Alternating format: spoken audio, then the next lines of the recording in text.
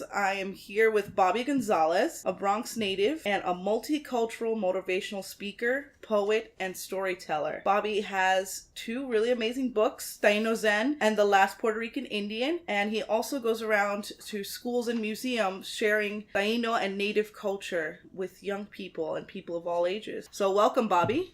Glad to be here. Glad to be with you. And yeah, I've been in the Bronx my entire life. I have to tell people, when I was coming up, the Bronx was bilingual, English and Yiddish. Then it became English, Spanish. However, now, in 2018, the fastest growing ethnic group in the people from West Africa. Oh, I did not know that. Oh, yes. Take a walk up and down the Grand Concourse one day soon, and you'll see the difference. Yeah. And that's what life is all about, change. It's beautiful. Yes, absolutely. So tell me a little bit about growing up in the Bronx. Well... And if you're willing to share when that was. Sure. My parents moved here in the South Bronx in spring of 1952. And sometimes we would visit our cousins on Fox Street. We had a couple on Eagle. And when you came to those blocks, there was nothing but tenement buildings. And in the summertime, it seemed like there were 1 million people out in the street because in those days, very few people had air conditioning. They didn't have computer games. So everybody was out in the street. It was a different world. Here we are. And a common diversion for us in those days, well, there was several. Everything was so inexpensive. There were 2 or 3 movie theaters in every neighborhood. Unlike today. So when I was a boy, I lived near the hub. On 49th and 3rd, you had the RKO Royal, the Lowe's National, the Bronx Theater. And I remember as a kid going to the Bronx Theater on a Saturday, 3 movies for $0.25. Oh, and you weren't cheating them if you went to 3 movies. That was the deal. That was the deal. Because I remember me growing up in the 90s. It was 1 movie for $5, but you could see 2 or 3 if you snuck into the other theaters. Okay, yeah. That's my childhood, a life of crime. And now there are no movie theaters really in the Bronx. We have Whitestone, which closed up in Northeast, and then we have Concourse Multiplex Theater, which is very small and unfortunately very run down. And you have the one up in Bay Plaza. Yes, and the AMC in Bay Plaza. But we don't have, like you said, 3 theaters in one area. No, those days are gone. Also, I didn't live too far from Yankee Stadium, so if we had nothing to do, the guys and I said, okay, let's go catch a ball game. And a bleacher seat will cost 75 cents. Oh, I'm going to cry. I'm literally going to shed tears now. And then once my father took me to Yankee Stadium, I don't know what my birthday was, he says, and he walked up to the box office. I said, I want to give my son the best seat in the house, first row behind home plate. And the guy said, hey, mister, that's $3.50. My father said, I don't care. Yeah, I want to splurge. So $3.50. That same seat now will cost you a couple thousand. I tried to get season tickets very foolishly. I was like, oh, I live near Yankee Stadium again. I'm back home. Now I'm an adult. I want to get season tickets. Thousands of dollars for season tickets. Your best bet is to investigate the Staten Island Yankees. Yeah. That's a lot more reasonable. But it's Staten Island, so. Ay, Dios mío. So it was a different ethnic mix when we moved into the Bronx. And we lived near Morris Avenue, which was all Italian back then. And every time the African Americans or the Latinos would try to walk through there, we encountered resistance, which is to say it mildly. So one day I sat down with this old Italian man. I said, what's the problem? How come you're always beating us up? And he gave me a pretty good answer. He says, well, when we moved in, the Irish and the Germans used to beat us up. Now it's your turn. And he told me the most unbelievable story. He said once he went, this is an Italian man, he made the mistake once of walking into an Irish church and trying to make confession. And the priest threw him out and said, go to your church. But eventually everyone got along, started to date each other, intermarry, and... West Side, a la West Side Story. Yep. And now it's a different world, but it's always been like that nonstop change. And I grew up in the Melrose houses, which is a remarkable, each housing project has its own personality, its own great stories. Who came from the Melrose houses? Bobby Sanabria, J.J. Walker, who you may recall from the show Good Times, Mr. Dynamite. Yeah. He came from Melrose. A young man who has a Super Bowl ring, Willie Colon Jr., the football player with the New York Jets. Okay. He came from the Melrose Project. That's an old ring. Yeah. You had to see it. Jets But have not been there in a while. I recently received a phone call from the New York Times, a reporter saying he wanted background information on the Melrose from me. I said, what do you want to know about the Melrose houses? He says, well, the new president of the NBA Players Association is a young lady called Michelle Roberts, and she came from Melrose. Wow. And so I said, you see, people like that, people like Sonia Sotomayor, they grew up in the South Bronx in the projects, and they went on and did very well. And what's important for me for those people is that they turned around and gave back. Yes. So, one of the most important things for me being from the Bronx is, yes, make your career, make your way, be successful, but we raised you. This community, this land raised you. So no matter where you end up, you need to turn around and pull someone up from the Bronx with you. Yeah, it's like my mother used to always tell me, we're not put here to take care of ourselves. We were put here to take care of each other. And all those people I mentioned, they always come back. They always give back. And that's the great story. They all cared about the common good. Yeah, and in terms of these shifting populations, so like you said, we had the Irish and the Germans, and then we had the Italians, and then we had the Puerto Ricans in the 1950s. That's when my grandparents came to the Bronx also from the island. And now we have people from all over. But what causes, do you think, that social tension between groups that already exist and groups that are coming in? Well, my personal belief is that it's in our DNA. So if you went back to the days when we all lived in caves, people who lived in one cave thought that the people who lived in the cave on the other side of the mountain were different and possibly inferior. So I think it's in our DNA to be skeptical about the other. But we've made a lot of progress in the past century or two, I think. And we are aware that that's a wrong way of thinking. Most of us believe that. Yeah, and I will say most of us. But what's good is, I think you're correct. I think the Bronx really has progressed on that front. And we can live in a community with people from all over, and I think our community benefits from that. So I can go out to Southern Boulevard right now and I can buy Mexican tacos and West African, bread and all these other, I can enjoy the cultures of the world just staying in the Bronx. But in terms of preserving culture, so we're in the 21st century, we're in an age of technology, and you call yourself the last Puerto Rican Indian. So tell me a little bit about that. What is that like for you? Well, I am not the last Puerto Rican Indian. I use that as the title of my book to catch people's attention. Yeah. It was meant to be ironic because we're still very much alive. We keep hearing all the time about these comprehensive DNA tests, scientifically proving that the majority of people in Puerto Rico and the Dominican Republic are actually Taino and don't know it. And I've been on a mission. This began about 1989 when a group of us got together here in New York City and began the Taino revival movement. All right, and later on we found out that it had taken place in other places, in Pittsburgh, believe it or not, in the 1970s. The head of the American Indian Center there was a Taino from Puerto Ricans in Pittsburgh. Oh yes, we've made it everywhere.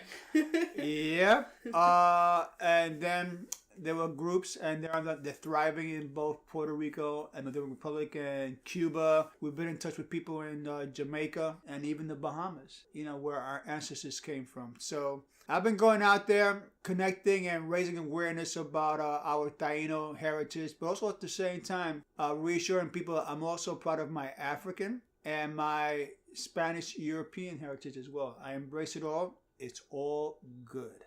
Yes, and tell people a little bit about what Taino is, what Taino means, because people may be more familiar with North American tribes such as Navajo or Cherokee, but may not be as familiar with Caribbean tribes such as Taino. Well, I'm occasionally asked, Mr. Gonzales, how could you be a Native American? Your last name is Gonzales. And I point out that more than 90% of the indigenous peoples of the Western Hemisphere live in so-called Latin America. So there may be as many as 50 million native people in Central and South America and the Caribbean. Who are the Taino? We were the ones who discovered Columbus. He was lost. And in 1492, our homelands included Puerto Rico, the Republic, Cuba, Jamaica, the Bahamas, Cuba, all those islands of the Greater Antilles. And we used to travel. We used to go up to Florida, up north, back down to South America. And we had neighbors who were called by the Spaniards Caribes.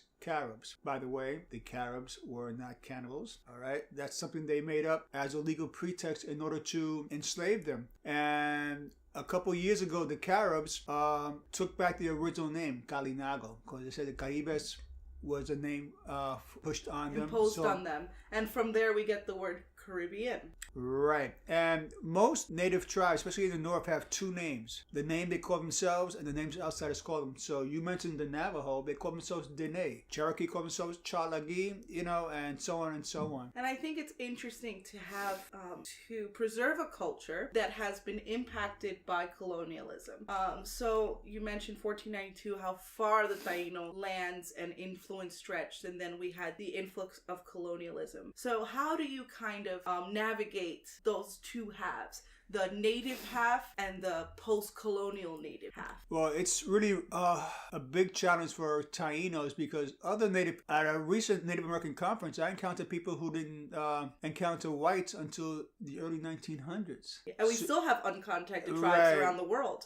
And they have much of their culture still, together, their language, their music, the ceremonies. And they sometimes find it difficult to appreciate the situation of people like the Tainos who been in the colonial film for more than 5 centuries and are now just trying to retrieve their culture. But a lot of it's still there. For example, you speak Taino words every day. Tabaco, huracan, canoa, manatee, savannah, iguana. I can go on and on. Fujui, yuca, papaya, yautia. All those are Taino. Maiz. And those of you in the audience who practice either Santeria or Espiritismo, some of those elements are Taino. The use of the tobacco of the cigar, the despojos, cleaning off of the evil spirits, that's Taino as well. And I mentioned I recently attended a Native American conference, and they said before we start our workshop, we have to point out we have to abide by Native American protocol. We can't do this, we can't do that. And the last of all was, by the way, when you point at somebody, point Indian way with the lips. You can't see that on the air, but lip pointing is indigenous. And it's something that is still very heavy in our culture. I remember, my mother and my grandmother go get me that, and they would point with their mouth or their lips. And you see that across islands as well. It's actually a Filipino thing as well. I had a friend from the Philippines stay, and she did that action. I was like, we do that. Yeah. So seeing how our culture and actions are reflected across the world is always something really beautiful to see us connected to each other. So, what was I going to ask next? So we talked about your book. We talked about you growing up in the Bronx. So tell me a little bit about the challenges today in the 21st century, in the age of technology. What challenges are you facing in the Taino revival movement? Well, first of all, the challenges that all people encounter, especially parents with their children who seem to be slaves to their phones. And by the way, I don't have an iPhone, okay, or I have my flip phone. And they're really hooked on technology. And we have to cultivate and encourage more one-on-one communication between people, make it personal. In my travels across the country, I have sat down with many an elder and gathered up some wonderful stories that you can't find in Google, all right? You have to go out there, talk to people, listen to people, and sometimes sit down and talk with people you may not agree with. One thing, last year I visited the University of Mississippi, and I told the audience, listen, I'm a Puerto Rican Taino who grew up in the South Bronx. If you're a white man from Mississippi, you and I can't have the same points of view. We can't have the same perspectives because of the environments that we grew up in. But you can respect each other. Right, and we can listen to each other. So I was pleasantly surprised. At the University of Mississippi, number one, they have a LGBT club on campus, and they're having an ongoing dialogue about Black Lives Matter, which gives me hope for the future, despite what's going on. But the greatest thing was there's a statue of James Meredith on campus, and he was a civil rights worker who was killed in the 60s. And someone, before I appeared there, put a noose around the neck of the statue.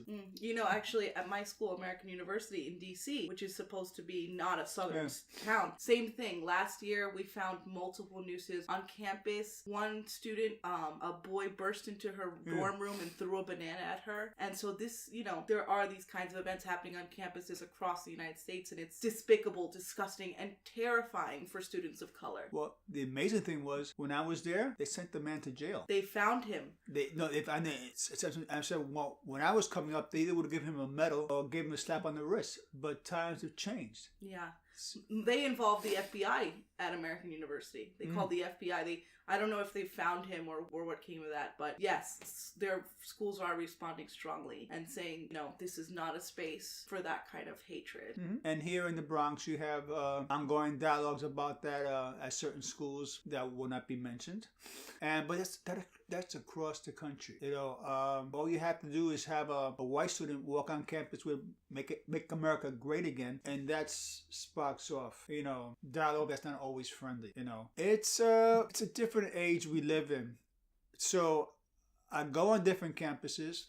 I talk about the Taino. I talk about Native Americans, but I also do storytelling for children. Yes, I do want to talk about that. But first, what is the biggest misconception from adults that you find about, first of all, about you being from the Bronx, and second of all, about Native culture? Okay, when I travel and say I'm from the Bronx, people step back. They have all kinds of... About 5 inches, right? About a knife's width. misconceptions. And I said, you know what? When I told the people in the Bronx I was going to go to Mississippi, they took 5 steps back. So I said, there's a lot of misconceptions about different segments of our society, different areas that are not true. I felt very safe walking down the streets of Oxford, Mississippi. It's just as safe as I felt walking down the streets of the Bronx. And when I talk about my Native heritage, I get different responses. Many of the Native people accept, it's ironic. I get more acceptance from Native people across the country than I get from my own people here. So when I tell a fellow Puerto Rican or Dominican that I know, they no longer exist. But say I speak someone who's Cherokee or Dene, they say, oh yeah, we have stories about your people. Let me tell you something. But there's a protocol about storytelling. When someone tells me a story, I have to ask permission if I could pass the story on. And if I'm told no, it stays with me until the grave. Wow, I've never heard that before. Almost giving agency to the story itself, to the lived experience. Well, I guess the most commonly mistake that people make, I'll ask you, where did Native Americans come from? They're first peoples. They were always here. Okay. That's the way I've learned it. Well, when you go open up your history books and go to your history classes, they'll tell you, Native peoples came across the Bering Straits. If you ever want to get a Native person angry, tell her or him, you came across from Russia. Bering Straits. And they call that the BS theory. When I was coming up, they said, they came here 10, 12,000 years ago. Then they said 25,000. Now they say maybe 45,000. And we're saying one day they'll come around to our way of thinking. We've always been here and nowhere else. I was right. Okay. I was right. I thought I was worried I was wrong. Okay. Yeah. No, I agree. I was taught that in high school and middle school that, we don't know where people came from. We think, all humanity's originated, in Africa, and then they went up to Russia and they went across the Bering Strait and came into the United States.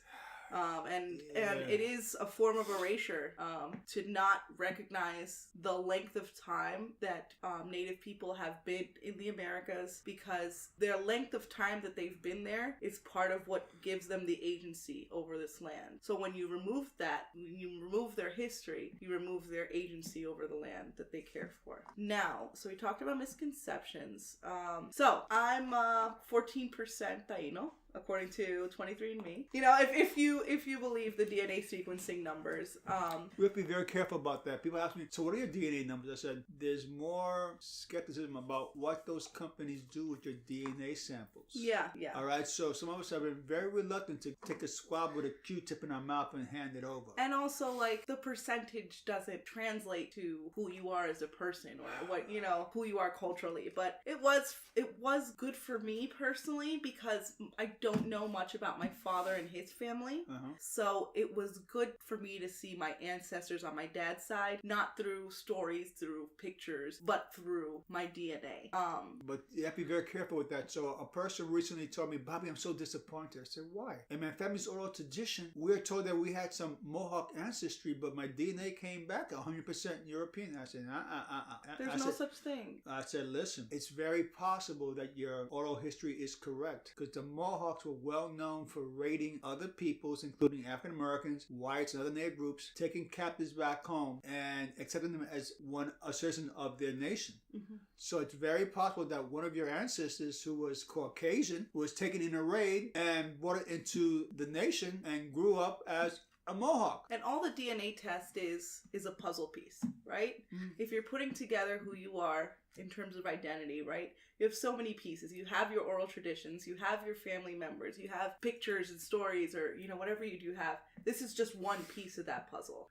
So I wouldn't rely fully on it. And I wonder, because a number of Native people say that some of our ancestors came from up there. Some stories say some of our ancestors came from Pleiades. How do you determine the DNA of someone that came from Pleiades up in the constellations? I don't know. Yeah. But so I knew from my mom's stories that my grandmother on my mom's side had straight black hair and all the traditional Taino features, quote unquote. And so now I'm getting married in August to Nad, and we're going to start a family and have kids. And I wanted to talk to you about the role, our role as people who may or may not have native ancestry, our role as parents, future parents, in preserving that culture. So tell me about your storytelling for kids. Tell me about how we preserve that culture in our children. Well, before I begin that, I didn't realize this many years later, there's one Taino tradition that my parents abided by. They never ever hit us, my brothers and I. And I found out later that's a Taino tradition, and among most native peoples. They were shocked when Europeans came here and they brought their children and yelled at them and struck them, and we were taken aback. So how could you do that, you know?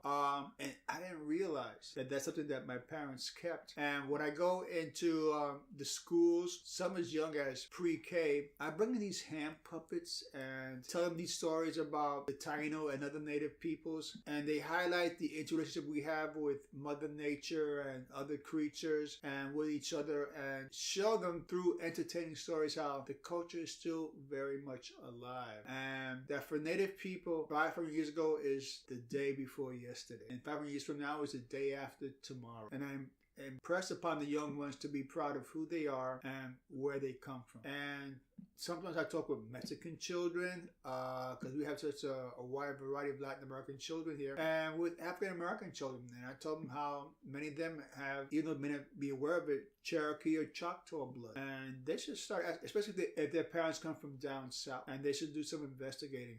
And usually there's a story, oh yeah, grandma had this straight hair. Jimi Hendrix is in the Native American Music Hall of Fame. He had a Cherokee grandmother. I didn't know that. Yeah. Who also is in the Native American Music Hall of Fame. You ever hear of Richie Valens? He had a big hit called La Bamba back in the 50s. And they found out he was Yaqui Indian from Mexico.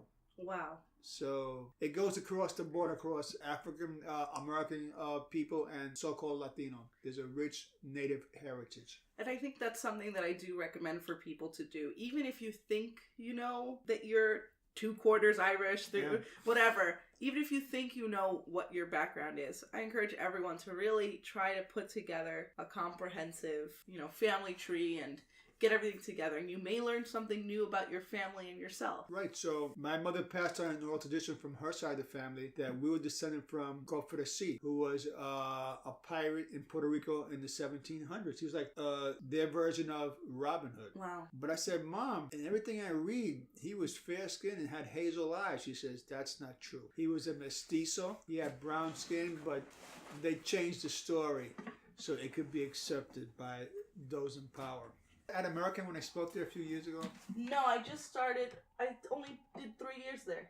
That might have been about 3 years ago. And I just came back.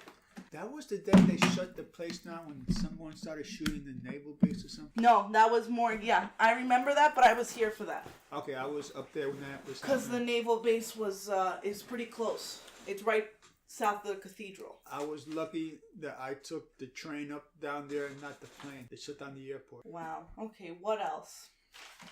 I have hit most of my points. Well, you didn't mention the powwows I put on. Yes, yeah, absolutely. I have that here. Okay, that's later. So we talked about children and what we should do for our children. Oh, by the way, you have a lovely little dog. The Tainos had the most unique dog in the annals of humankind. We had a mute dog called the Ayon, spelled A-O-N, and it didn't bark. And Columbus complained that when he bought Spanish dogs and they began to associate with the Taino dogs, they stopped barking. Yeah. But they no longer exist because during the starving times of the early 1500s, dinner was served. The Ayon. Wow. Yeah, Navi's a good dog. He just wants so much attention. Yeah, children back then had their own pets. They had the Ayon. They had, of course, there were a lot more parrots. Yeah, they had birds and monkeys, right? The monkeys we didn't have. All right, the monkeys were found in South America. They have monkeys now, but they were imported. Okay. So they're not indigenous to the Caribbean islands. But the parrots, they would keep as pets. Oh, yes. They had different names, including Guacamayo. And it was the job of the boy, of the family, one of the boys, to go hunt for parrots. You wanted it for two reasons. Number one, you wanted the feathers, of course, to wear for body adornment, and also for dinner. For meat. Yeah, there weren't many sources of protein on the land in those days. The largest source of protein was the iguana, which could be like 6 feet long. But it's not easy to capture a 6-foot iguana. They're fast. Yeah, and they can, if they don't bite you, they'll whip you with that tail. Or they'll scratch you with those talons. And if you try to grab them by the tail, you may find yourself with a tail in your hand and the iguana's gone, and it can grow back the tail. All right, so most of our protein in those days came from the sea, the shark, the manatee, tuna. How do you say shark in Spanish? Tiburón. Taino word. All right, that's another legacy. And whenever I track down a Spanish professor, I say, what did they call tiburón before 1492? No one knows the answer because they have sharks in the Mediterranean. Yeah. But there were no dictionaries as yet at that time. So the Spaniards called... What did they call shark in Spain before 1492? Yeah. Good question. I tried Googling, so forget about it. Don't try it. Awesome. So what else? Let's talk about the powwows that you host. You host the Bronx Native American Festival. You also had one recently at Fordham University. Right. Well, this first started with me back in the late 1980s. I was a member of the committee that used to organize the powwow over in Inwood Park and got experience doing that. And then in the early 90s, I began a series in the Bronx at Van Cortlandt Park. And then we moved over to Pelham Bay Park, which we are now. So I've been doing over 20 years. Native American Festival, we have native singers, dancers, food vendors, and now starting this last year, I've begun a new series at Fordham University. So in 2018, the Native Festival in Pelham Bay Park will take place on Sunday, September the 30th, and the one in Fordham University will take place on some date to be announced in November, in the fall. And there'll be natives from North, Central, and South America, and a lot of great music, dancing, a lot of good food. And what do you hope to bring about with these festivals, with these powwows? Well, it's a unique opportunity for non-natives to interact with natives and to share stories, to share each other's culture. It's a funny thing. At the Fordham University powwow, we brought in food, Mexican food. And the drummers, who are all from the north, just love that Mexican food. And I tell people ask me once in a while, Bobby, I'm in the Bronx. Where can I get some good Native American food? I said, that's easy. Go to a Mexican restaurant. Tacos, burritos, enchiladas, all that is good Indian food, all right? Don't go to Taco Bell. That's fake. So it really is a wonderful opportunity for the two groups to share, to find out what they have in common and what differences they have that they can bridge. Yeah, and I think that bridging really does enable people to be more empathetic and to understand what other people are going through, especially a lot of the issues that natives are facing today, with displacement of land, we had the Keystone Pipeline, there's a lot of injustices that the Native community in North America still faces and across the world. And you have to be very careful. A lot of people get the news from online, and there is a lot of misinformation about what's going on in the Native community out there. You have to be very careful. There was a news story, I don't know if you saw about it last month. There were about a half dozen alleged Native American news services online that originated from the Ukraine. Wow. And once that was put out, those sites just disappeared. So you have to be very careful. My favorite news source online on Facebook is called, it's one word, censored news. And you know they're good because once in a while they'll post a story and Facebook will delete it. That's how, dangerous they are. I know. So you mentioned the Keystone Pipeline. They posted photographs of law enforcement people or private contractors who physically abused Native people who were there and doing a peaceful demonstration. So that was taken down. So that's real news. So I like censored news. And what's your next step? What are you looking forward to? What is your next project? My next project is, my wife keeps telling me, write a new book. And right now it's ruminating in my mind. I want to write a children's book. I've heard that from several people. Got a book for the young ones. And I see where Junot Diaz just came out with a new book. Yes. And it's a children's book. So yes, Junot Diaz's new children's book is wildly successful. And I think that it is important that we communicate these more adult topics of culture and of our lives to our children. Which reminds me, once I was at a school and there was a Q&A when I finished my story time. And one of the children asked me, Mr. Gonzales, is it true that the Pilgrims were bad people to the natives? And I looked at the teacher and the teacher told me, tell them, we should never lie to them. So I told the child, yes, let me tell you this. The Pilgrims were slave robbers and slave traders, and I went on into it. But I'm very careful. So at another instance, at another school, a child asked me, was Columbus as bad as they say? And the teacher crossed her arms and gave me a look that told me, watch it. So I said, okay. What I did was, I told the child, as you grow older, read different books. They'll give you different perspectives on Columbus. Some say he was good, some say he's bad, and you draw your own conclusions. Yeah, you do have to balance what a child of a certain age group can handle or understand with still exposing them to what the truth is and not lying. Right. So another time I was doing storytelling it was out in Queens. And afterwards I spoke with a Guatemalan young boy. He was about 10 years old. And I told him, when you're older, ask your mother what happened in Guatemala, the genocidal war in the 1980s. And the mother overheard me and said, I already told them everything. Wow. So I said, I was relieved to hear that, and I'm glad that because a lot of people keep their story to themselves. Some of it's understandable. It's very hard memories. It's like people who survived the Holocaust that want to discuss it. So we have to, understand why people are afraid to retell those stories. Bring back the pain. And it's so hard to bring back the pain, but unless we tell our children these stories, we're doomed to repeat them again. And if we really want to respect our experience of what we've been through, then we don't want our children to feel that pain again, or to feel what we went through, because we've already been through it. Well, thank you, Bobby, for coming in and for talking about Taino culture. Is there anything you want to add before I do the closeout? Yes, for those of you who don't live in the Bronx, haven't been here, please come and visit us. We have so much to share: culture, music, food, and a lot of wonderful people. Absolutely. And thank you again, Bobby, for coming on and talking about your work and preserving Taino culture. Again, this was Bobby Gonzales, author, multicultural motivational speaker, poet, storyteller, and someone who's preserving Native culture in the 21st century. And don't forget, visit my website, BobbyGonzales.com. And 2 books that you can pick up anywhere books are sold or on Amazon: The Last Puerto Rican Indian and Taino Zen. And I'll include his Twitter in the description for this podcast. Thanks again for joining us, listeners. Thank you.